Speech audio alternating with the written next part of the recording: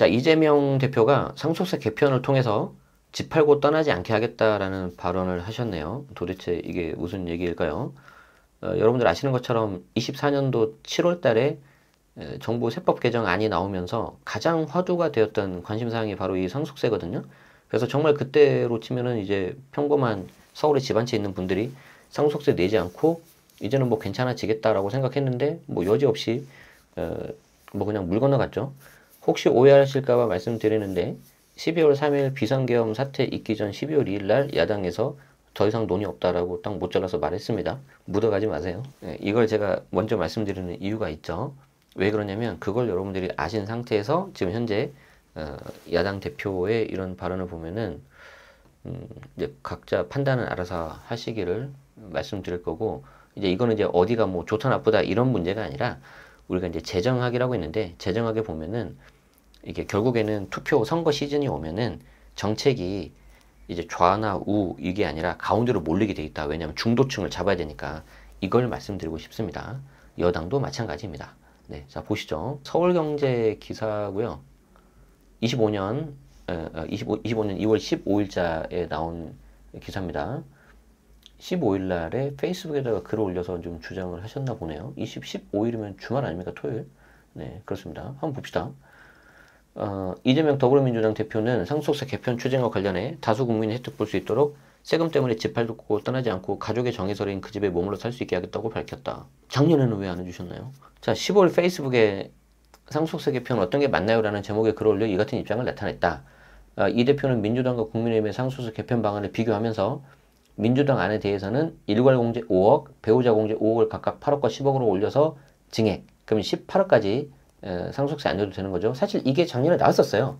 민주당에서 갑자기 툭 튀어나온 게 아니고 민주당에서 나왔던 얘기인데, 히스토리를 제가 잠깐 말씀드리자면은 7월 달에 정부에서 세제 개편안이 나오면서 상속세 공제 금액을 올리자, 그리고 최고 세율하고 최저 세율 좀 완화하자 하니까 이제 처음에는 부자 감세라고 공격을 하다가 그 다음에 민주당에서 요런 일괄 공제 5억 뭐 이거는 뭐 8억이나 10억 이렇게 증액하자 이 얘기가 나왔었어요.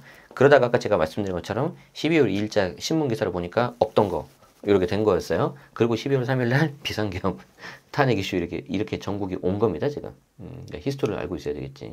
자, 그러니까 이렇게 다시 페이북에다가 올려서 얘기를 하니까 여당 입장에서 국민의힘에서는 최고 세율 인하 고집이라고 지적했다. 자, 그래서 법과 권력은 소수의 특권을 위한 수단이 아니다. 안 그래도 극심해지는 양극화를 심화시키고 소수 초보자를 위한 특권 감세는 절대 안 된다고 강조했다. 이제 요게 이제 국민의힘 정부 여당 안에 대해서 이제 비판을 하신 거죠. 부자 감세가 뭐 사실 없는 건 아니죠. 맞긴 맞아요. 최고 세율 그걸 그냥 없애버리는 거니까. 그런데 이제 한번 보자는 거죠. 밸런싱 맞춰서 봐야 되니까. 자, 이 대표는 전날 국회에서 열린 정책 토론에서도 일부 중산층에서는 집 한 채 상속세 부담을 우려한다. 상승한 주택 가격과 변한 상황에 맞춰서 상속세를 현실화하자는 주장이 나온다. 맞다니까요. 저는 매우 동의합니다. 개편이 됐으면 좋겠고 이왕이면은 좀 작년에 했으면 더 좋지 않았을까. 왜 그러냐면 저희 채널에서도 뭐 이장원 세무사님도 그렇고 다른 분들 나와셔가지고 같이 이렇게 인터뷰를 했을 때 가장 문제가 뭐였냐면 증여와 상속세, 여러분들 아시는 것처럼 증여세율하고 상속세 세율은 똑같아요. 같이 적용을 해요. 그런데 조건이 뭐였냐면 정부 안대로 했을 때 관련된 법이 개정이 돼야 되니까 그게 법이 개정되고 나서 증여나 상속이 개시돼야 되거든요. 근데 증여는 우리가 살아생전에 하기 때문에 내가 뭔가 컨트롤이 가능하잖아요. 그래 내가 좀 기다렸다가 이때 해야지? 아니면 지금 해야지? 그게 되는데 상속이 개시됐다는 거는 누가 돌아가신 거잖아요. 이걸 내가 어떻게 컨트롤이 돼? 예를 들어서 내가 좀 몸이 안 좋아요. 몸이 안 좋은데 작년 7월 달에 그 상속세 개편안이 나온 걸 보고 내가 조금 더 기다려서 이번에 개정이 되면 내년에 좀 공제된 금액으로 세금을 좀 줄일 수 있겠구나라고 생각을 하셨는데 사람 목숨은 어떻게 할 수가 없잖아요. 그래서 참 그 부분이 좀 안타깝다. 뭐 개정안이 나온 날로 좀 소급해서 하면 얼마나 좋냐 뭐 이런 얘기를 나눈 적이 있었는데 급하다는 거예요. 지금 이런 거를 좀 해주실 거면 그 말이죠. 민주당은 상속세 일괄 공제액과 배우자 상속 공제 최저한도 금액을 높이는 상증세법 개정을 추진 중인데 전통적인 조세 정책 기조와 비교해서 중산층의 세부담을 줄여준다는 점에서 중도층 공략을 위한 우클릭이라는 평가를 받고 있다. 제가 왜 이 기사를 가져왔냐면 그나마 지금 서울경제는 아주 그냥 좀 젠틀하게 적으셨고요. 다른 이제 언론 기사를 보면은 굉장히 좀 비판하는 그게 많이 있습니다. 자, 그런데 항목별로 좀 여러분들이 좀 보시기에 비교하시기에 좋은 기사가 있어서 제가 조선일보 기사를 좀 가져왔어요. 제가 출처를 밝히는 이유는 출처도 출처지만 그 언론사라는 게 다 성향이 있거든요. 그것 때문에 하는 거는 여러분들 아시죠? 자, 조선일보는 17일 날, 이게 더 뒤에 이제 최근에 한 거죠. 그럼 이제 조선일보에서는 기업 최고 세율 논의는 쏙 빼고 야당이 부동산 상속세만 얼마 이렇게 하고 있다는 게 약간 좀 앞에 기사하고 다르죠. 뉘앙스가. 그런데 이제 그거는 여러분들 성향에 따라서 불편하실 수도 있기 때문에 우리는 이것만 본다. 이게 정리가 참 잘 되잖아요. 그죠? 상속세 관련 정부 여당과 민주당 입장을 한번 비교해 보겠습니다. 정부하고 여당은 최고 세율을 50에서 40으로 인하하자. 이게 50% 구간 없애자. 그러니까 민주당은 부자 감세다 반대한다.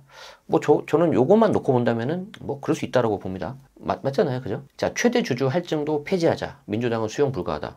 오케이. 이렇게 볼 수 있죠. 자, 그리고 요게 이제 쟁점이었죠. 상속세 공제 금액을 상향하자. 그래서 자녀 1인당 공제를 5천만 원에서 5억으로 좀 올리자. 이게 벌써 한 20년 넘게 되는데 너무한 거 아니냐. 그랬더니 민주당에서는 자녀 1인당 공제는 그대로 두고예요. 그냥 기본 공제를 5억에서 8억 올리고 배우자 공제를 5억에서 10억 올리자. 그럼 이제 18억이 되는 거거든요. 그런데 정부 여당 안은 자녀가 많으면 많을수록 공제 금액이 커지는 거예요. 야당 안은 민주당 안은 그냥 공제 금액만 올리는 거야. 자녀 1인당 공제 그냥 5천 똑같은 거죠. 누가 더 나은지는 여러분들이 판단하세요. 자, 기업 세부담. 상속세 내는 것보다 차라리 일부입니다. 일부. 중국에 파는 게 더 나을 지경이다. 내려야 된다. 라고 이제 기업 운영하시는 분들이 말을 하고 있고요. 세수 악화 상황에서 윤 정부가 부자 감세만 골몰하고 있다. 민주당 이렇게 주장하고 있습니다. 다 각각 다 맞는 말이죠. 근데 저는 여기에 하나를 더 숟가락을 얹고 싶습니다. 자, 무슨 말을 하고 싶냐면 아까 제가 상속세와 증여세는 그 세율이 똑같다 그랬잖아요. 그럼 지금 뭐가 지금 이슈가 되냐면 요거거든요. 최고 세율이고 50% 없애자. 정부 여당. 그러니까 민주당에서는 부자 감세다. 그러면 안 된다. 저는 여기에는 민주당 의견에 동의를 하는 편이에요. 부자 감세가 맞으니까. 그런데 이건 좀 해줘야지. 과표 1억에서 세율 10%를 정부 여당에서는 1억이 아니라 2억으로 올리자 그랬거든요. 그럼 이거는 좀 우리 일반적인 사람 중산층도 해당이 되는 거잖아요. 왜 그러냐면 요즘에 자녀들이 결혼할 때 진짜 뭐 이것저것 돈 들어간 게 많잖아요. 저희 때랑 다르게. 그래서 부모님의 도움이 좀 필요한데 1억 하면 10%고 1억 넘으면 이제 20% 적용돼요, 세율이. 그래서 이제 혼인 출산 증여세상 공제 또 1억이 생기긴 했지만 그거 말고 요즘에 결혼도 안 하잖아. 비혼도 하고. 그러니까 일반적인 대부분의 사람들이 적용되는 과표, 상징세 과표 요 1억에 대해서는 과표를 2억으로 좀 올리고 그 최저 세율을 10% 해주는 게 저는 매우 좋은 방법이라고 생각을 하거든요. 그런데 얘가 이 최고 세율 여기에 묶여가지고 그냥 싸그리 그냥 다 없어져 버렸어요. 지금 아까 제가 보여드린 기사에도 어느 기사도 나오지도 않잖아. 그냥 잊혀져 버렸어. 저는 이게 제일 좀 안타깝습니다. 안타깝게 생각합니다. 자, 그러면은 여러분들이 한번 보고 판단하십시오. 어떤 게 더 맞다고 생각을 하시는지.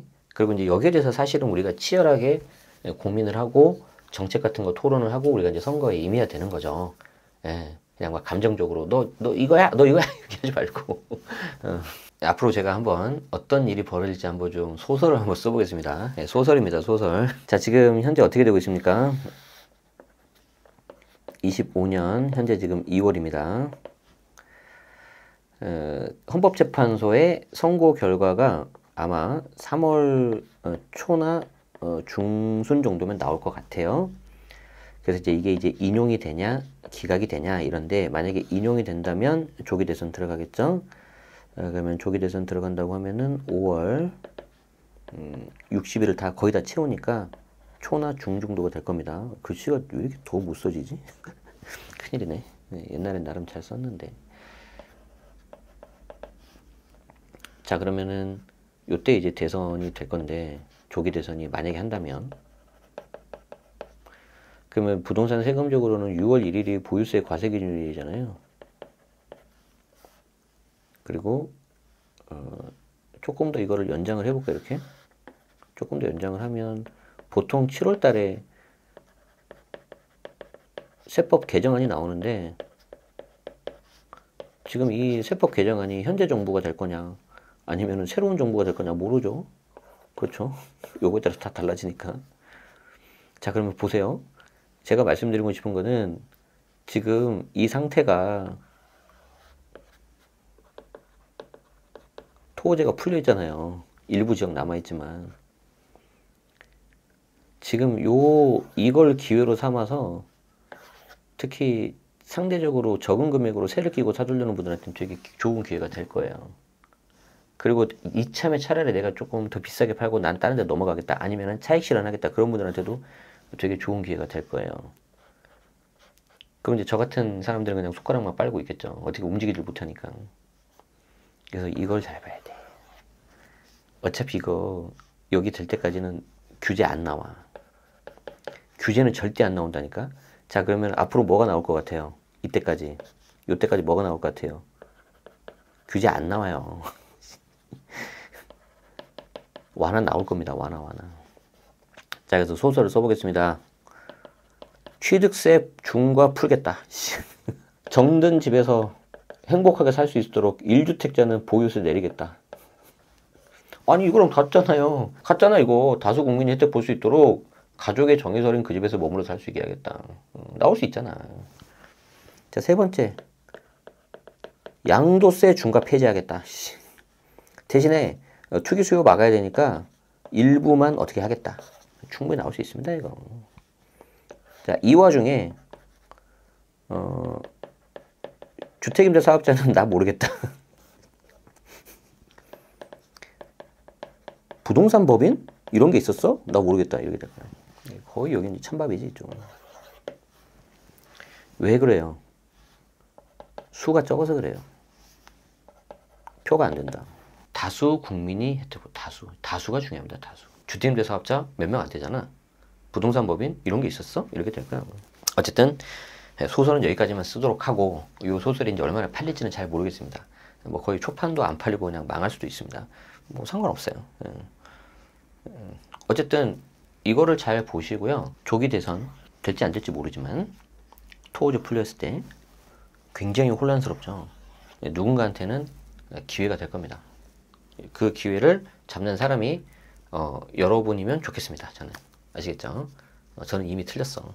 그림의 떡이야지. 왜 그림의 떡인지는 뭐 여기선 제가 말씀 못 드리고 불특정 다수가 다 보는 방송이기 때문에 다음에 기회가 되면 여기서는 힘들겠지만 다른 자리에서 말씀드려보도록 하겠습니다. 그래서 관련 내용을 지금은 좀 계속해서 트래킹하고 세밀하게 살펴봐야 된다. 제가 눈팅하고 있는 단톡방이 여러 개가 있는데 이건 진짜 소설 중에 소설입니다.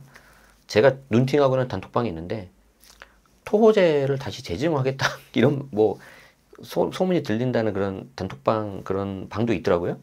에이 설마 그럼 이제 너무 아마추어잖아 이거. 지금 아마추어 욕먹는 게 중요해요? 아니면 뭐 내가 생각하고 있는 디귿 시읒 이게 중요해요 지금. 아무튼 그렇습니다. 그런 거 보면 좀 안타깝습니다. 그래서 그런 때일수록 우리 여러분들이 딱 중심을 잡고 눈을 부릅뜨고 어디서 있는 것들이 하나 이렇게 해야 되는데 어쨌든 좀 계속 감정적으로 되는 것 같아서 좀 아쉽습니다. 어쨌든 부동산 생원 관련해서는 혹시라도 새로운 소식이 나오고 우리가 생각하는 소설 중에 하나의 완화책들이 나오면 빨리 전달 드리도록 하고요. 미리 말씀드리지만 이때 나오는 완화책들 있죠. 요거 이런 것들 법을 개정해야 됩니다. 법을 개정해야 되기 때문에 대선 전까지 개정하고 그러지는 않을 거예요. 우리한테 표 주면 다수당이니까 해볼게 라고 그렇게 스토리로 갈 겁니다. 야당에서는. 그래서 꼭 최종 개정된 거 보고 의사결정 하셔야 됩니다. 막 하시면 안 돼요.